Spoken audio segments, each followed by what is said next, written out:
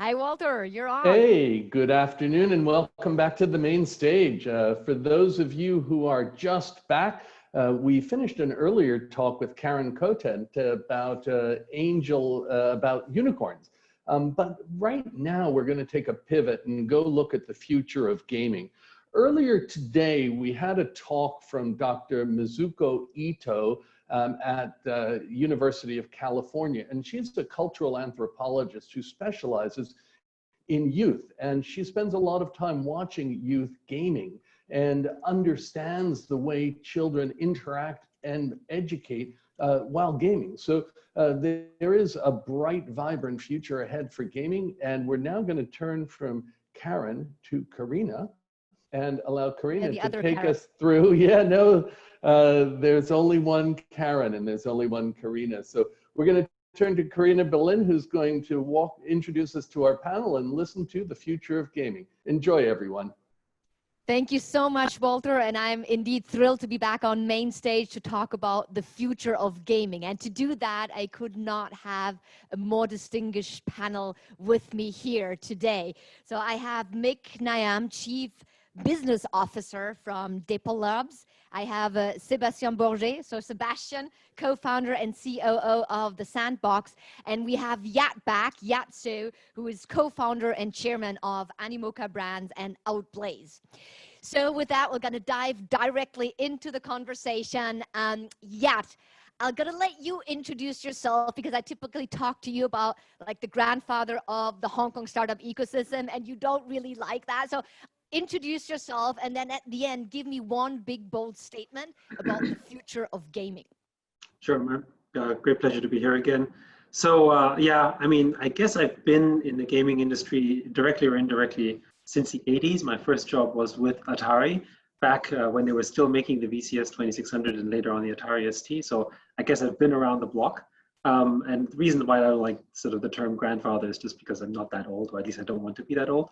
But I did start one of Hong Kong's first internet service providers in the early 90s, which was called Hong Kong Online. And I guess that puts me quite early. Back then, there were maybe 5 million internet connections worldwide. So those are the early days. And of course, today we have something like 5 or 6 billion connections online, if not more. But yes, we have a business here in Hong Kong. We'll go into that a little later, focused on gaming and blockchain. I've been playing games as a child. I continue to play games, and now I play it even more with my children. So sort of gaming is very much sort of there, and Hong Kong is my home and my base. And my bold statement for the future, especially as far as gaming is concerned, is that it's already a $150 billion business, the gaming industry, and we think because of blockchain technology, gaming will turn into a $1 trillion business. Brilliant. Thank you very much. And if there are any kids joining in and tuning in, well, this is a cool dad. Yes, so Mick, so great to have you back here in Hong Kong, at least virtually. I think, last time we met was like a few years back. Introduce yourself a little bit, please, and give us this one big, bold statement about the game industry. Thank you so much, Karena. It's great to be here.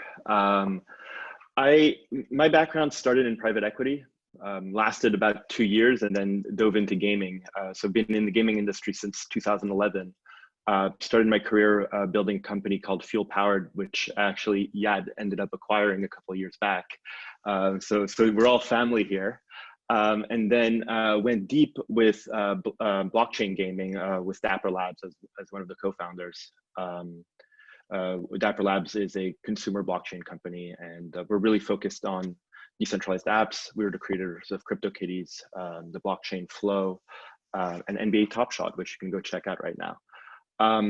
In terms of my prediction, so I think in the next 5 to 10 years, we're going to see a revolution where players are going to demand more rights and more freedom in the virtual worlds where they live in. And I think what that will catalyze is us, especially with the combination of blockchain and AR and VR, is us spending a considerable more time in these virtual worlds. I think we're going to double to triple the amount of time we spend in those worlds. I also think that people will be able to make businesses out of living in these virtual worlds. So I really see that sort of expansion of economy, which leads to what Yad is saying, trillions of dollars being, that industry turning into trillions of dollar industry. Fantastic, thank you. Yeah, and later on we're going to focus a little bit into that, adoption of virtual world. I mean, arguably it's the first time SIS is running fully digital and virtual. So Sebastien, if you can give us a little bit more background about yourself, and then give us also your big bold statement. Yes, absolutely. So, hey everyone, my name is Sebastien Borget. I'm the CEO and co-founder of the Sandbox, as well as the president of the Blockchain Game Alliance.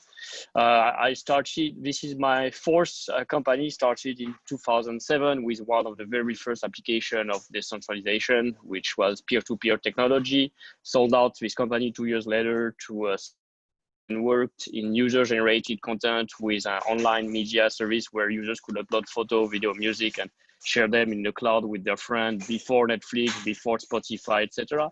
Sold that company as well 2 years later. Then in 2011, jumped into gaming at really this pioneer stage of the iPhone and Android smartphones, and sold the company in 2018 to Animoca brands, becoming part of this great family, and now building the metaverse with the Sandbox, a new version as a 3D virtual world. I would say our bold statement is essentially the mission we've tried to carry, which is essentially to turn players into makers, now enabling creators to monetize their creation, offering new economic opportunities through blockchain and the true ownership that the non-fungible tokens provide, and enabling in the virtual world anyone to actually earn. So participating to play to earn, and participating to building the meta. Great, fantastic. So the bold statements, you really up there, and you're already talking about your mission, right, to change a little bit the power game in the industry. So I'll stay with you, Sebastien. I want to go a little bit, elaborate a little bit more about the story. At WHub, we always say we start with why. So tell me why, and elaborate a little bit more for the audience that is maybe a bit new to gaming. What are you enabling? Right. So, well, it all comes down to the story of the Sandbox franchise, which started in 2012 as a mobile game on iOS and Android, where we enabled players to make their own 2D pixel worlds using 500 different physical elements and sharing those creations to an online gallery on a centralized server. We've had over 40 million installs on this mobile, so by all means, it's been already a huge success. But everything that the users created, they spent literally hours, sometimes days, on their mobile phone to make those creations, was actually not theirs. So it was centralized on an online gallery, and we were bound by the limitation of the platform, which are the Apple Store, the Google Play Store, which doesn't allow us to actually pay or enable our creators to own and be free to take their content out of the platform and potentially monetize it the way they wanted. So as we saw, non-fungible tokens appear toward the end of 2017 with the success of Mix company and Cryptokitties that I believe a lot of us have heard about at least. We immediately saw the opportunity to combine non-fungible tokens, this new emergent technology, with user-generated content, and use it as a way so that we not only give to creators of what they made, but also we are able to increase the value through this technology, because it's really essentially attached to what you make personally as a user, as a player. So it's not just what a third-party centralized company, a developer makes, but it's really all about your creation. So there's a value attached in a sense of emotional attachment, sentimental attachment, but also we are working on the basis of how do we provide the different basic bricks to make an open economy where anyone can build games, build 3D assets, and monetize them through the use of blockchain technology. Yeah, that's really interesting, right? So the players are not just, passive consumers, I mean, more or less passive or active, but consumers, but they become really, part of the game, right? And take a piece of the pie. You already talked about Cryptokitties, right? And Mick, I remember when we met, some people may have thought at the beginning of breeding kitties on a blockchain is just like a short-term gig. But I think when we met, you told me about your mission and really your vision behind that, which was about democratizing access to the blockchain. Elaborate a bit more. I mean, for me, it kind of like opened up a whole new chapter. Yeah, absolutely. And thank you for that. So we really started Dapper Labs because we believe in a truly open internet where users have more rights. They have ownership of the assets they buy. They have ownership over their data. They have real autonomy. And where developers can build on top of each other's using open source code, but tapping into state user base and data. And we believe that this is really important because it allows for innovation to flourish at a much higher speed. It removes the ability for monopolistic behavior that we're seeing today with companies like Facebook and so on. And so we really, really believed in this future. But we felt that talking to people about self-sovereignty and all the other complicated facets of the blockchain was not going to help us get us there. And so we felt that if we could create something that was approachable, something that was fun, but that could show, hey, this is different, this is new, I have more rights here, that we could get more and more people interested in this industry and more people wanting to adopt this blockchain. Something that my co-founder Roham said, which always kind of stuck with me, is if my little cat game is giving me more rights than my bank, then I'm going to start to demand them from all the other businesses I interact with. And so really that's kind of the lens that we've taken. With Cryptokitties, we ran into a lot of issues once we reached a certain amount of scalability, both on onboarding, as well as on the tools needed. And so really at Dapper Labs, we've really kind of focused on taking our learnings, spending a lot of time with other great developers like Animoca brands, like Sandbox, to understand what do businesses need to be successful on top of the blockchain, and incorporate that into our smart contract blockchain flow. Yeah, great. We're going to get over to Animoca and Yat in a second. I just want to zoom in. So were Cryptokitties kind of like the home run, the first thing you tried, or you tried dogs before or something else and it didn't work, and you got, everybody has, cat photos on Facebook, so we'll have to do this with cats, or how do you go about it?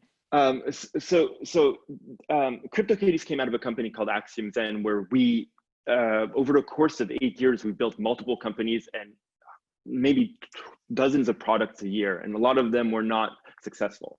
But Cryptokitties was a home run in the sense that we didn't start off with dogs. We started out, it was the first blockchain thing that we brought to market, and we're very grateful for the success and the reception that we've had with it. Great, fantastic, thank you. Yes, so Yat, you have an entire portfolio of companies in that space, right? I mean, how did you start? What was your mission? And tell us a little bit more about this amazing secondary world, virtual world portfolio that you're building. So first of all, I mean, I think credit goes to the team behind Dapper Labs and Cryptokitties, or Axiom, in the early days when they came up with this concept of non-fungible tokens. That's also how we got into it. And as I mentioned earlier, as we acquired Mixed Company, we also got a front seat view to everything that happened in the world of what ultimately became Dapper Labs, and also the reason of our partnership with Cryptokitties and us being a shareholder in them. So I think that was the beginning of it. And really what we saw as a paradigm, similar to what Sebastien was saying, is that the blockchain solves one major problem for gamers that they didn't have before, which is essentially property rights. So virtual services, virtual assets really are services inside games today. But those services is by any estimate, somewhere between $60 to $100 billion industry today, except that you don't own anything. So it's very feudal from a standpoint of the benefits only accrue to a very few, and the players themselves don't actually own anything. And that seemed to be okay because it was treated as content. But once you have a way in which you can have these assets, like a contract right, which today is offered by governments if you buy a piece of real estate, but in the virtual world, you have to trust an organization that profits from this, which is essentially the wrong incentive, to maintain your ownership, not going to happen.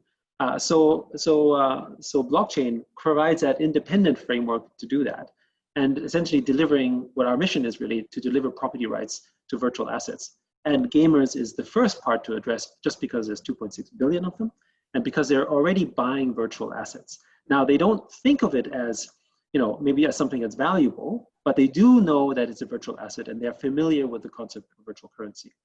And gaming is also the first platform where people have purchased these virtual assets, and because of the history of those sort of games or environments or virtual worlds, maintained value. Examples like Second Life. I mean, it's not that new. Second Life has been for a long time. EVE Online has been around for over 20 years.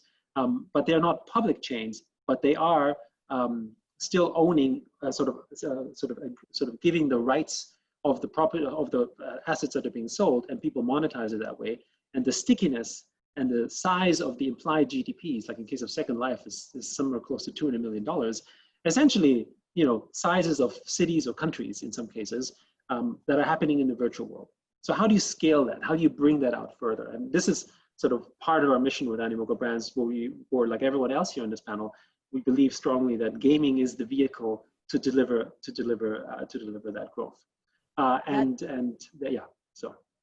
That's great. Actually, I did one mistake. I let one of my daughters see our previous recordings where you said basically thanks to this big shift, you can make a living out of being a gamer, right? So that's I right. thought like your mission, your passion maybe comes of you want to be a gamer like your whole life through. Well, I mean, I think just to quickly address this point, in the past, the way that you participated in the gaming world was essentially being involved in the creation of it as content, right? And that's one way to do it, and you can be a developer and so on. But now with sort of because it's a service, but now when you take it to the asset ownership, as in a real property right, you can start participating, by just passively through ownership, like real estate, or you could participate just in creating objects that could be used by other people, kind of like what Sandbox is doing, and sort of create entirely new industries that would have never been imaginable before. Because every digital asset now is essentially a permanent asset that can be used by anyone should they so choose. And we think gamers really need that. They don't necessarily understand that they need this, but once you have that benefit, we think this will be the future, and everyone can then make a living. And today it's already starting, right? I mean, even in Hong Kong, you have people that are hiring people to build islands on Animal Crossing because of COVID. You can't people to go to restaurants. So what do? They set up a virtual restaurant and to continue their maintenance that way. And so this metaverse has kind of already arrived. That's brilliant. And that's a very nice transition actually to Sebastien, right? So tell us a little bit more. I think you started also like selling land, right, in the Sandbox. So tell us a little bit about your development. And once again, thanks to the blockchain technology that you're leveraging, what you are able to provide as a service for the creators, the players of your game. Absolutely. So, well, on the Sandbox platform, we have essentially three main components. The first component is called VoxEdit. It's a 3D tool where you can model and animate voxel object, game asset, that you can then export to any other software or use with Unity, with Minecraft, etc. But you can also upload them to our marketplace, which is the second component. And from there, start turning it into non-fungible tokens, trading it with other users, selling it, monetizing it, and also using it with the third component, which is the game maker, which provides utility to those game assets by allowing creators to make their own game experience, voxel game experience, and publish them on Sandbox platform. Additionally, we also have a map, a virtual world map which is called the Metaverse of 6,000 lands. And we've done pre-sale of those lands to selling out about 15% in advance before the full platform is launched, because the launch of Sandbox platform to the public will be in December 2020 this year. And we proceeded in several rounds of progressive increasing the size, and we sold out usually in hours. Our first pre-sale, I remember, was somewhere like 5-6 hours, but more recently within minutes, 1-2 minutes. proving that the users, the artists, the creators who participate into Sandbox platform and begin building content using our tools are really excited about the vision we have to empower the creator, to enable them to monetize, to create business through this. And they've been purchasing for over $1 million of digital land as NFTs within Sandbox virtual world. It's really amazing. And besides that, now that we have launched an alpha version to creators, the first people who bought land are starting to build the game experience. We're starting to see them create the first games. It's very exciting to see every day new content being produced by our different community of artists and creators. And it's really proving that not only those creators are building it for themselves, some of them are turning into what they call themselves like voxel architects and offering their services to others. So alluding a little bit to what Yat was mentioning with the Animal Crossing example. So we're already seeing business starting to exist with users who will rent their lands to others, users who will build content for others, and developing an economy on top of this virtual world and the ownership of the digital assets behind. Brilliant, thank you. And then Mick, yes, so as you know, really the mind behind, you know, non-fungible tokens, NFTs. Again, explain a little bit more, you know, how far that can go. And maybe start just because we talked about money, right? And how expensive the virtual land and the virtual skins and everything. So remind us, how much worth is the most expensive kitty in Cryptokitties? I think it was a hilarious amount. So I think the most expensive cat was probably, it was in the $175,000 range. And so that's really cool to see, but really for us, it really proved this idea of digital scarcity, digital ownership can materialize in creating value for an asset that didn't have value before, digital art.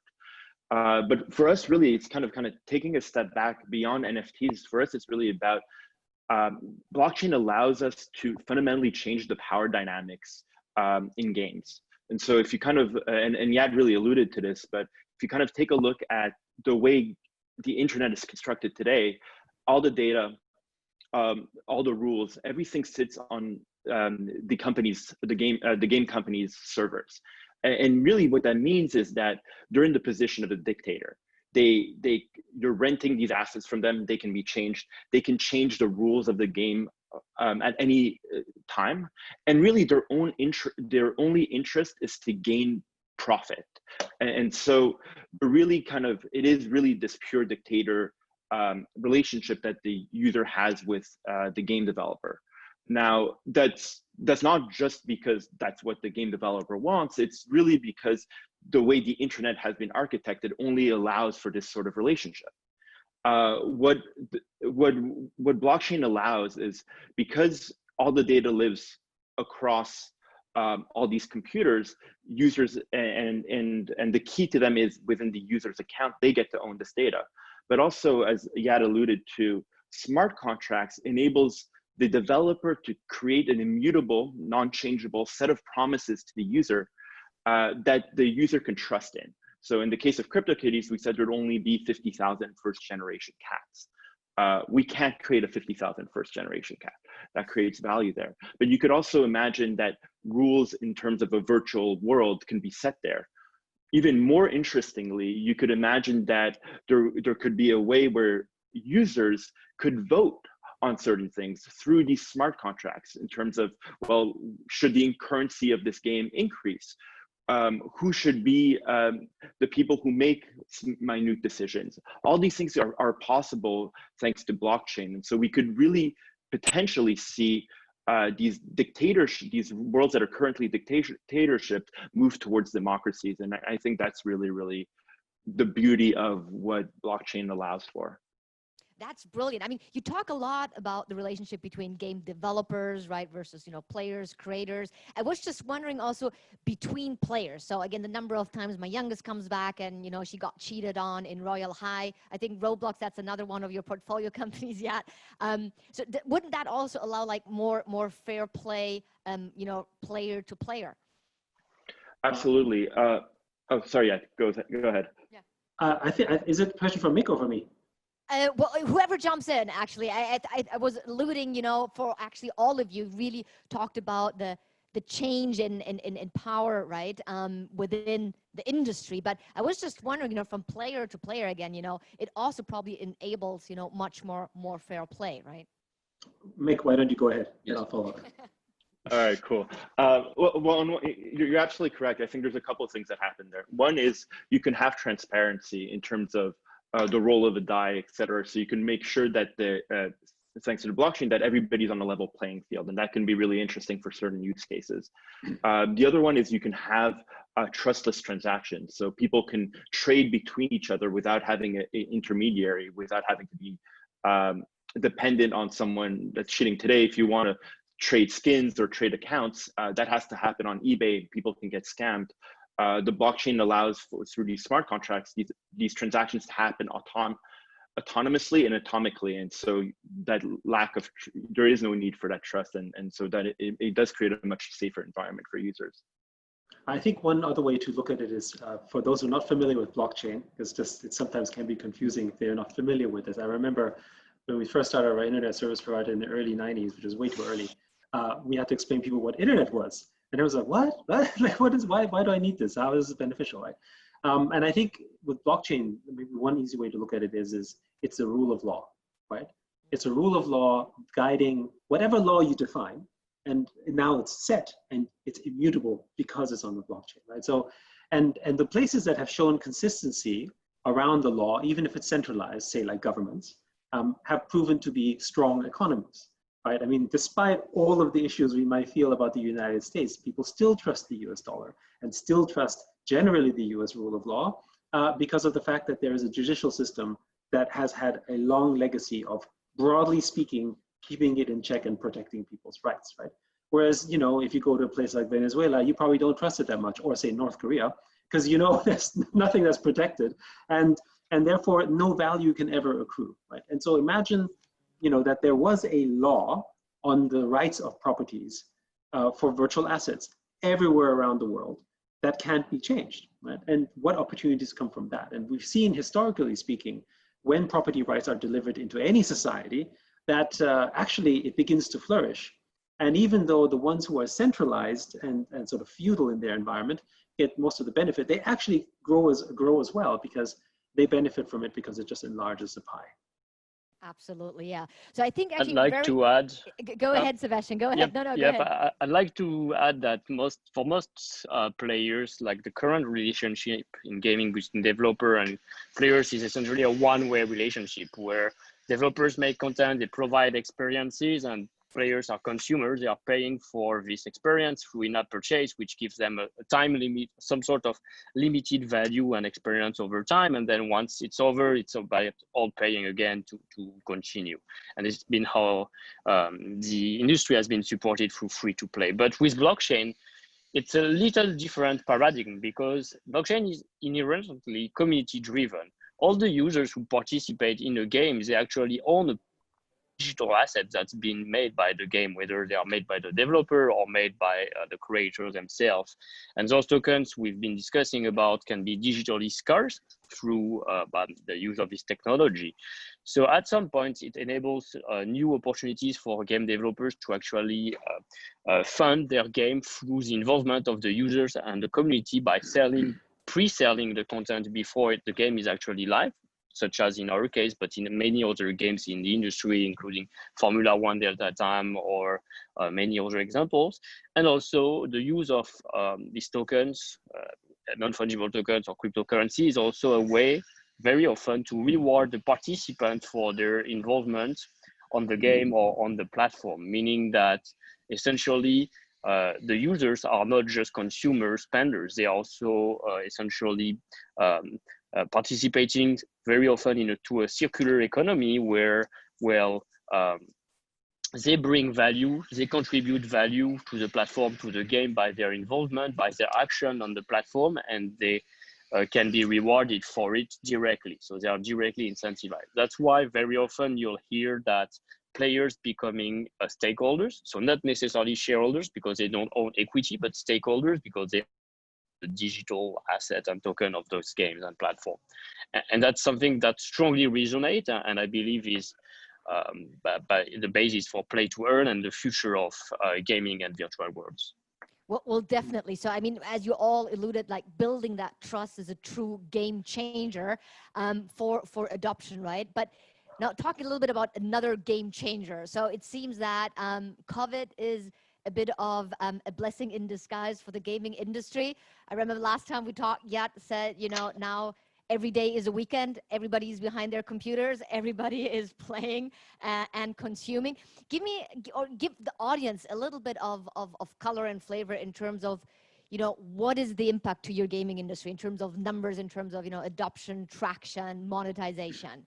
I'll just throw it out. Who wants to go first? Maybe Yat, you want to go first? I mean, sure, I'll start first. Yes. So very quickly, I mean, you know, from across the mobile games and console games that we've seen, there's been an incredible rise. But I think also when you look at the statistics out there, whether you look at Verizon released a stat and basically said, you know, game traffic is up 75%. Gaming is definitely a winner. You just have to take a look at the share prices of the gaming companies or take a look what's going on with Nintendo. It seems like every mom is playing Animal Crossing at the moment, right? So there's definitely a lot of gaming activities that's on the rise. One of the things that's interesting, the behavior change that we're seeing is not the fact that necessarily more people are playing games as a new audience growth. So we're not necessarily seeing an expansion from, you know, 2.6 billion gamers to 3.6 billion gamers type. I mean, you know, Satya Nadella did say that in a few months, he's essentially seeing a few years worth of digital progress. And that's probably similar in terms of what we're seeing in usage, but not necessarily in adoption. And part of the reason is that for the people who are playing games, you know, with games, what's interesting is, you know, if you were playing games in the 80s and you're playing games in the 90s, maybe you stopped playing games because you're busy, but you still enjoyed it. You just never had time. And now you come back to it. Or I used to play 1 game a week. Now I play 5 games a week, right? Just because I have time to do it. So the consumption patterns are larger. But while there is the social element that's driving people who don't normally play games into games, the increase is really gamers spending more time as a whole. And that has an impact in terms of revenues and also we think in changing behaviors. So what you'll see in some cases, content volume is up literally 10 times. In other cases, it's like, you know, every day being a weekend, you know, people are playing games more intensively. So, you know, casual games, maybe you spend a couple of minutes at a time. Now you spend a couple of minutes 30 times a day as opposed to 10 times a day. But then the ones who are particularly winning, I think, in the console and the PC segment, because those games take time. And blockchain gaming is a similar segment because you can't just casually engage. You have to do more things. You have to spend time with it. You have to analyze it, you know, whether it's pricing or whether it's gameplay or strategy. And those take hours of time to sit down. And now you have time to do that. And so you'll see like Steam itself, I think, recorded the largest number of concurrent users. I would think over 22 million concurrent active users. That's 22 million people playing at the very same moment as a platform. So these are some really sort of incredible numbers that are on the rise. And we think will be here to stay because new habits have been created. Yeah, I will allude to that a little bit later on in terms of, you know, what are habits that are really here to stay. But I think it's probably also a shift, you know, mobile versus, you know, desktop, because again, people may commute less, they're more at home. Interesting that you say increasing consumption. I want to hear also from Mick or Sebastien, is that, you know, age related? I could argue probably for kids, they're all online schooling. Are they really, you know, how much are they playing games at the same time? What do you see? Yeah, what are the trends? Well, the thing I'd like to add to what Yat said is essentially that the use case behind that solves people in lockdown, whether kids or adults, and one of the primary needs that's not been fulfilled anymore due to the lockdown is the need for social connection, for social bond with other people. And so a lot of those people looking for entertainment activities, they've reverted to games and virtual world as a way to engage more socially with their peers, with their school colleagues, teammates, etc. Not only through video chat like we are doing on this conference with Zoom or Google Meetup, but really into games, because games are fun, games allow all sorts of experience, interactions. And also, that's why we've seen also the rise of like virtual concert, people attending to online social events in those virtual worlds. And we've seen the highest records of monthly active users in platforms like Roblox, Minecraft, as well. So, and yeah, like he had said, like habits have been formed. People now tend to go, there might have been some friction before of people of why would I go online to meet new people, to make social bonds. But I think like there's less and less friction now, and it's becoming the new norm. So that's very encouraging then for platforms and virtual world like Sandbox in that yeah, sense. Mick, I would also like to get your perspective, and again, also trying to understand if that increase in traffic is that already translating into a proportionate increase in monetization or not yet? So given that we're more niche than what Animoca is, our lens is kind of very narrow in the sense that the data we're looking at is purely Cryptokitties and the beta of NBA Top Shot. But it's been interesting. One of the kind of really interesting things that kind of building out on what Seb mentioned is this need for community. Our Discord channels are considerably more active with the NBA Top Shot beta. People are just so excited to meet people who have the same passion for them, whether it's collectibles, whether it's the NBA. We're also seeing particularly with sports, people are starved for content. And so being able to provide them with sports content that is somewhat fresh and engaging is kind of a great way for them to engage with the thing that they love in a different way. So that's what we've been seeing on a minute level.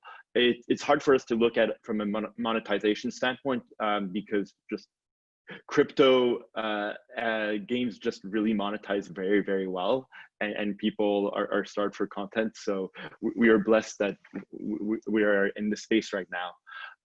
One of the things that I've noticed, and kind of building on what Seb said, is we are seeing more of the things that people used to do outside kind of go virtual, and like particularly I've been spending a lot of time listening to virtual DJ sets and joining that with my friends, and so I think those habits are going to be here to stay. Having to wait for a specific artist to come to your city to be able to listen to them in a live concert setting is not as good, is great, but it's also great if you can participate in that online as often as they're playing. So I think we're going to start seeing more and more of people being able to participate in events wherever they are through virtual means. I think maybe just to add to this point, where today are all the virtual concerts taking place? What's fascinating is that they're not hosting video shows on Facebook or putting them on Zoom. They're happening inside games, right? I mean, Fortnite and Travis Scott, Billie Eilish and Roblox. I mean, that's where they are, right? And because you can have that kind of level of interaction that you can and actually do things so virtually that you couldn't do otherwise, because otherwise it's just an audio stream. But here you can interact, and the audiences that are participating in these virtual concerts is not like, oh, let's fill a stadium of say 300,000 people. It's like 10 million people. It's like, whoa. I mean, there's a completely different kinds of engagement that are taking place. So I think in that sense, COVID necessitated it. It's accelerated something that was probably likely to happen anyway, but it's necessitated the action today. And now it's become better, in fact, because I couldn't get to see a Billie Eilish concert and interact this way, and now I can anywhere around the world. Right, absolutely. And I'm totally dreaming about next year's SIS actually running inside Roblox or the Sandbox, right? Hopefully we're working on that. But just again, thinking about, I love it. Thinking about what's next, right? It's a little bit the overarching theme of the festival. You talked about, digital assets, about assets now being tradable, exchangeable, right, against money, be it crypto or fiat. Where are we heading now with the gaming industry? And we had this panel where we actually put gaming and fintech into the same area. So how long until the regulator's going to look into what you guys are doing? Who wants to take that one first? Well, maybe I'll start off and we'll have this conversation. But I think first, I think that it depends on the regulators may and probably should get involved when the assets start bearing certain speculative natures around it. And I think that's the part as to what is the utility for them. But on the other hand, are regulators involved in selling artwork? Are regulators involved in selling stamps? or baseball cards, right? So I think there is definitely a fine line that needs to be determined here as to whether it makes sense, despite the fact that you can buy a Honus Wagner baseball card for $2.7 billion US or more, right? Which is a lot of money.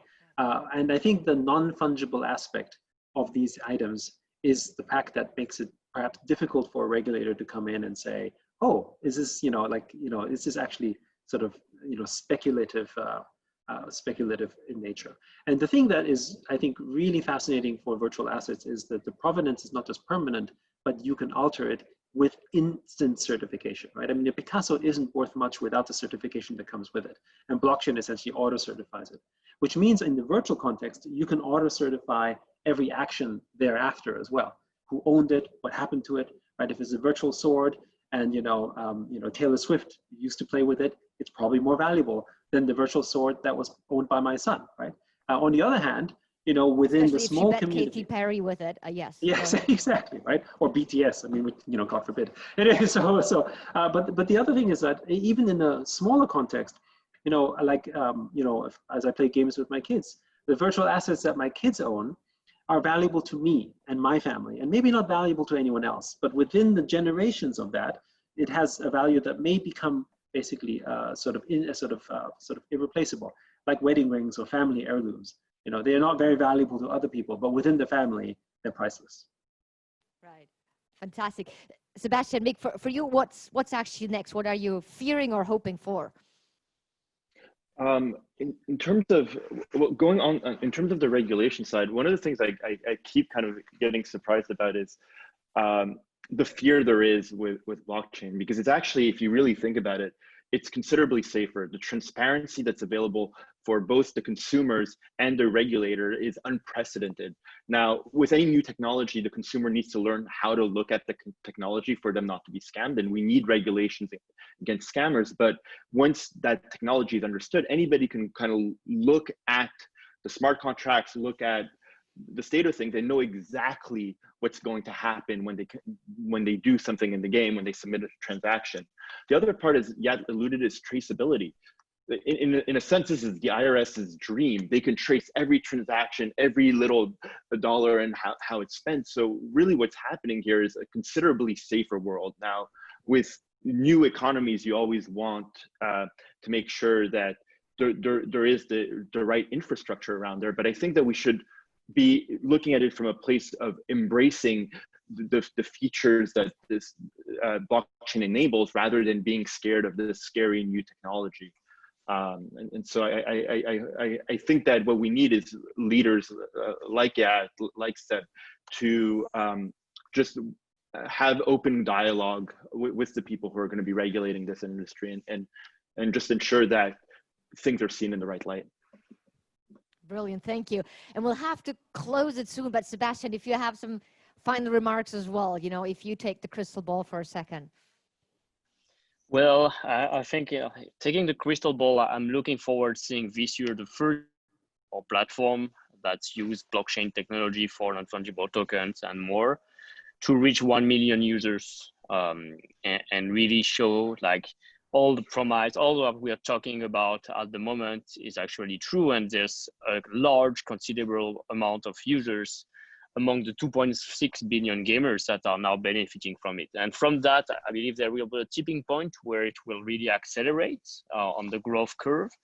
And then, well, over this decade, we'll see the first game with 100 million users interacting with blockchain, not necessarily knowing it, but essentially benefiting from it. Fantastic. And I see Walter, in the window. I think, unfortunately, the time is over. I really, really, really want to thank my amazing panelists, Mick, Sebastien, Yat. Once again, super insightful. Once again, makes it very difficult for me to go back home and tell my kids to stop playing games. So thank you so much. Take care. And Walter, I hand it over to you. Great. Thank you very much, Karena. And thanks again to an incredible panel. I like the comment about living in a virtual world, because I feel back here in this conference room, emceeing this event, I am personally alive in the virtual world. We're going to take a short break, and when we come back, we're going to have a look at the venture capital landscape in China, and particularly with a look at how impact startups can play a role. So that will be a conversation that Karena will lead again. Take a break, enjoy your time out. Thanks again to the panel on the future of gaming, and we'll see you in a few minutes. Thank you all. Thank you. Goodbye.